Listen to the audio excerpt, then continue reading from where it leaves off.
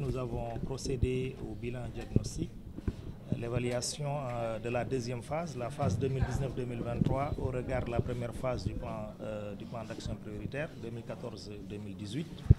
Et nous avons donc fait le bilan diagnostic, nous avons identifié les principales contraintes, nous avons transformé en des défis à relever pour en tout cas les 5 prochaines années, c'est-à-dire la phase 2024-2028, et nous avons défini des objectifs stratégiques à atteindre. Aujourd'hui, nous sommes dans la phase opérationnelle, logiquement, au niveau technique. Mais avant vraiment de poursuivre le travail, nous soumettons ce travail déjà à l'ensemble des catégories d'acteurs.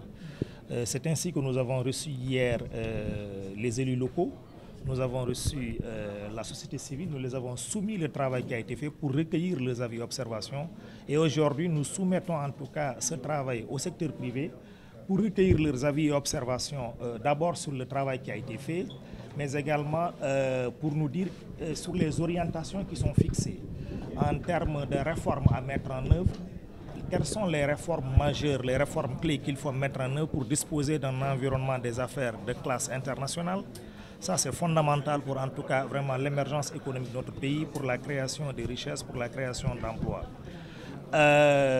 Quels sont les projets et programmes majeurs que le secteur privé compte porter et vraiment pour les 5 prochaines années?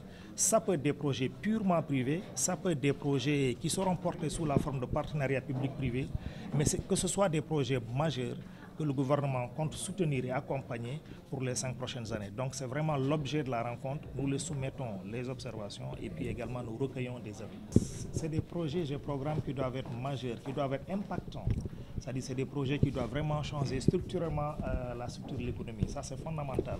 Ce n'est pas juste un petit projet de 2 milliards, 1,5 milliard. C'est un projet qui doit vraiment pouvoir considérablement changer, en tout cas, la structure de l'économie.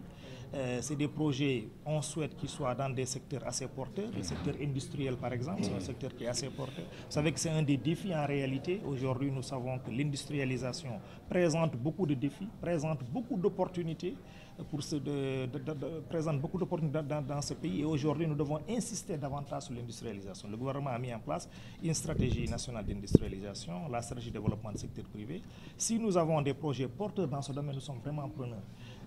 Aujourd'hui, le Sénégal, c'est un pays aussi qui aspire à la souveraineté alimentaire, qui aspire à la souveraineté pharmaceutique et sanitaire. Donc, dans ces domaines également, nous attendons des projets majeurs qui doivent vraiment essayer vraiment de booster l'économie davantage, de renforcer la productivité de l'économie, la création de richesses et la création d'emplois. Nous attendons vraiment dans des secteurs aussi stratégiques.